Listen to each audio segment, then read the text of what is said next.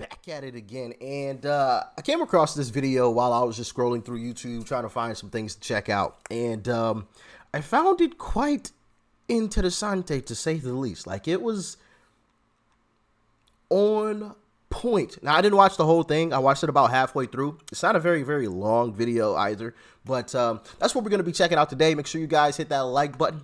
All right, really helps out with the YouTube algorithm and tells YouTube that you guys are engaging with the video. And obviously, with more engagement, YouTube displays the video to more and more people. And listen, as Larry Elder always says, we've got a country to save. So we need as many people as possible to join us. All right, to join us. Okay, so make sure you guys hit that like button. Comment your thoughts and your opinions, because that counts as, engagement as well. Okay, and share the videos. It's the arrow button down below. You can copy the link and send it to whomever you like. You can text it to someone. You could post it on your Instagram, your Facebook, or whatever. Okay, greatly appreciate everyone that already does that on a daily basis. And let's dive in. So let's say you open the borders to your country and let in 7 million new people who had no connection to America. That's one thing as well. Does anybody know the actual number?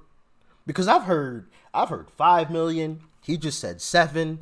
I think Senator Kennedy, I believe, said 11 million. Like, what's the actual number?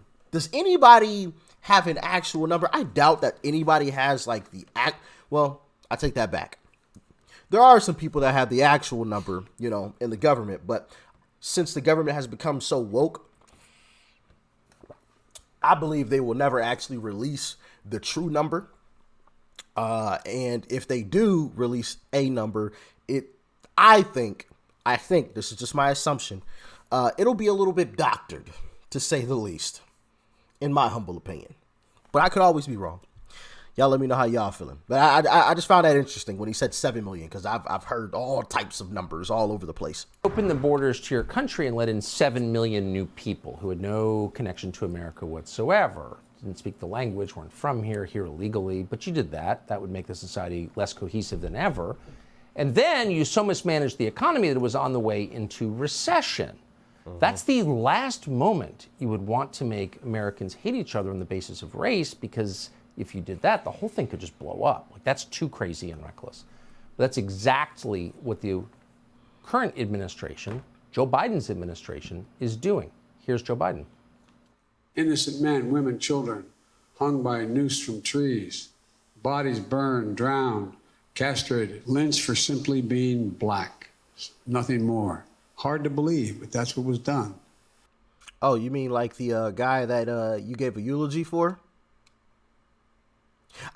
I wish somebody would stand up one of these days and call this man out. Call him out. Has anybody ever seen any video clips, any footage of him being called out for some of this stuff? Has anybody? Like, when he's up there spewing like a bunch of nothing, just saying stuff that makes people feel good, and unfortunately, people buy into it. That's why they do it. People buy into, oh yeah, he acknowledged us. Oh my goodness. When he doesn't do anything for black people. Let's keep it a buck. Let's keep it a buck. This is all just for show. And he knows that leftist Democrats buy into this stuff. Like, they eat this stuff up. But I just wish someone in these crowds would just stand up and call him out. Maybe I need to try to get a seat in one of these things so I can, hey, what about, that'd be amazing. And some people still want to do that. Some people still want to do that. Who are those people exactly? Joe. Vince Everett Ellison is producer of Will You Go to Hell for Me, an amazing documentary he has made that we showed you earlier. He joins us tonight. Vince, thanks so much for coming on. Some people still want to do that. Who is the president talking about? Now, this, guys, is where things get good. Pay close attention. This is why I was like, oh yeah, I got to check this out with the fam. I stopped it maybe about 30 seconds, 45 seconds into this guy speaking. Who are these would-be lynchers? Check it out. He's probably talking about Democrats because they were the ones doing it before. When Fair. we look back Bingo. over history, the Democratic Party were the ones doing Jim Crow that was lynching and killing and castrating black men, and they're still doing it now. You go into any inner city in America, the Democrats run it. I mean, it's a freak show, man. You got Lori Lightfoot and Pete Buttigieg and that crazy Sam Brinkman guy, Brenton guy that was running around putting women's clothes on. I mean, that's about where I stopped. I don't think I got to the putting women's clothes on part. But when he was calling out Lori Lightfoot, I was like, oh yeah, this is good. Finally, somebody's saying it. Sheesh. That's just who they are. It's an insane asylum now that's taken over the Democratic Party. And we have to just start calling it exactly what it is. The Democratic Party heaven is an American hell. It is no doubt. You go to any big city Yes. and you see dysfunction. You've seen that they've released this hip hop culture and they've destroyed every institution that protected the children from these bad things. And now the N word, the B word, the W word is being sung by these artists and they're elevated. They go to the White House in the Super Bowl now. So how? What's the W word? I know the N word and the B word. What's the W word? Huh. How can these young men and young women not believe that they're not that? So you got Lori Lightfoot. You got Joe Biden running for re-election. They should be apologizing for ever been in office. They're the worst president and the worst mayor in history. Lori Lightfoot Facts. has presided over a dystopia. Every weekend we look at how many children are dying in Chicago. We look at what Joe Biden has done. I mean, what are they going to run on? We want to sexually groom your children. We want to have grown men go to the bathroom with your daughters. We're going to keep your children locked in failing schools. We're going to let fentanyl come across the border. That's the only thing they can run on. So what do they say? They hate you because you're black, and we can protect you. Well, look, C.S. Lewis. Yeah, that is the truth. That's all they have. That is all they have. And I think Republicans have to do a better job of dispelling that myth. Because as a black person, you know, I know Joe would say that I'm not black, but I can assure you I'm black, okay? I don't want to rub on my arm too much because I ain't put on no lotion after I took a shower. So I am ashy. Like, I could write. Look. That's all you get to see, okay?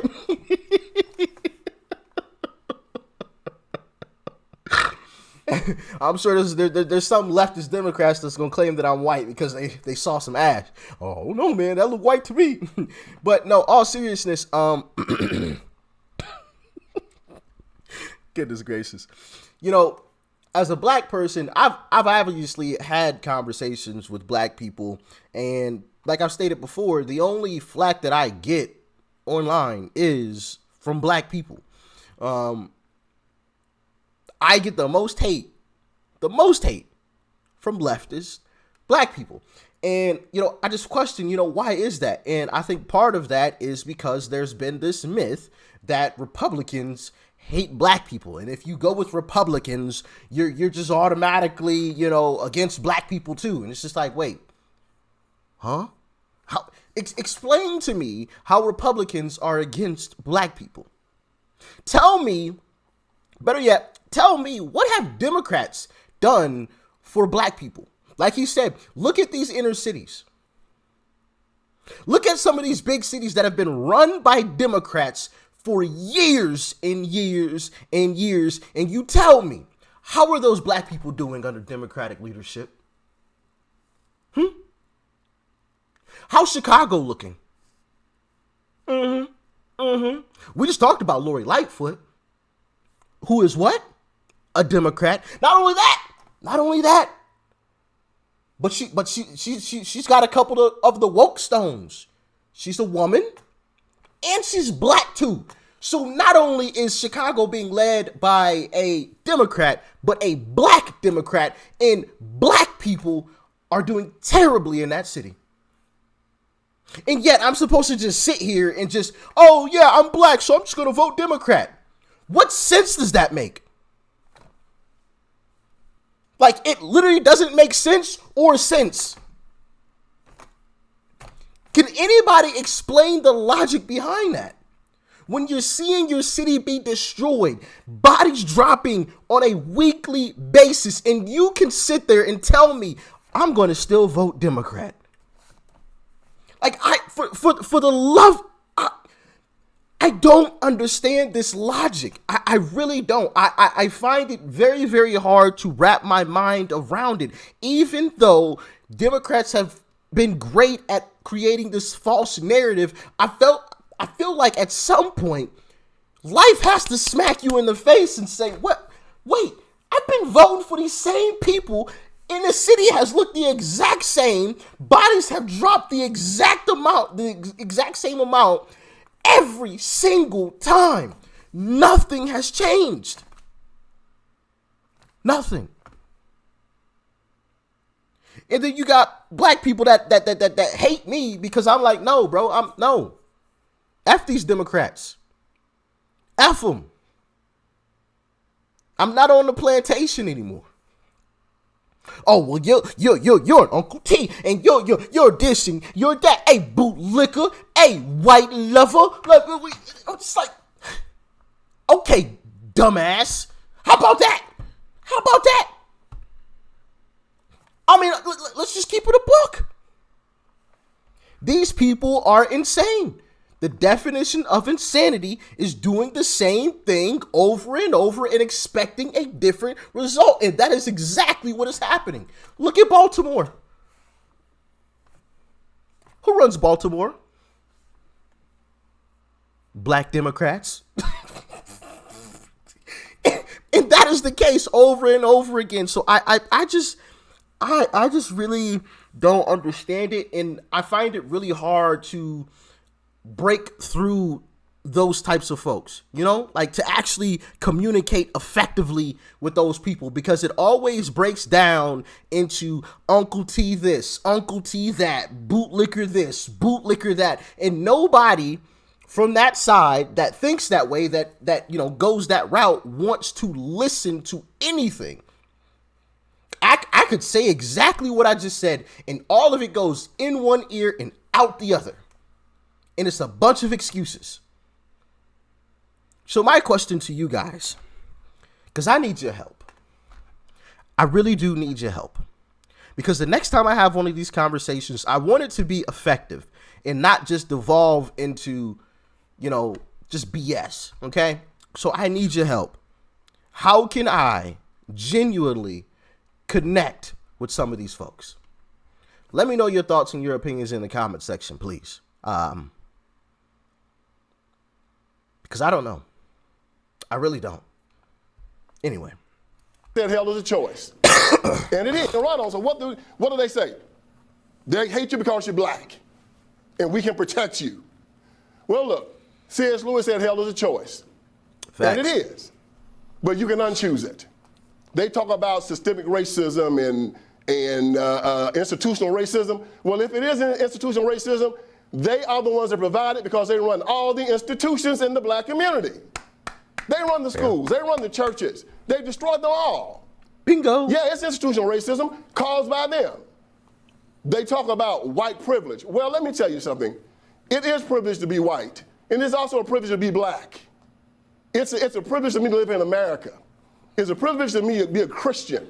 And for the Christians in the ghetto, let me tell y'all, you can come above this. You're an heir of Jesus Christ. You're a son of God. Nobody can oppress you. Nobody is better than you. There's no racism that can hold you down. Stand up, look at these people in the eye, and tell them who you are. You are an American. You're strong, you're resilient, and you'll get through this. Amen. Ignore what they say, watch what they do. Vince Everett Ellison, always There you calling go. us to common sense. Appreciate his document. Actually, that was perfect, what Tucker said there at the end. Ignore what they say and watch what they do. Ignore what Joe Biden just said there at the beginning and watch what he does. Just watch. Observe. Ignore all of the words. Words mean nothing. Words mean nothing. Y'all could sit here and tell me, hey, Rich, we're going to make you rich. We're going to send you all the money that we have. And I can sit here and say, oh, great, get excited. But it means nothing if you don't actually do it. I'm not telling y'all to do it, obviously, but you get what I'm saying. Ignore the words. Your words mean nothing to me. Like, okay, thanks. I'm not going to be disrespectful, but until you actually do it, then it's just like, whatever. Now, in today's society, words mean everything, right? Joe Biden can get up there and say a bunch of mumbo jumbo that means absolutely nothing. Black people were historically going through all types of terrible things, and you got all these but then also on the flip side of that, or also going along with that, you got all these folks that say words are violence. I'm just like, what? So you have words are violence, and then also, he could just say a bunch of mumbo jumbo and everybody's clapping. There's no actions behind it. With the words are violence, there's no actions behind it. It's just, man, we are devolving into insanity.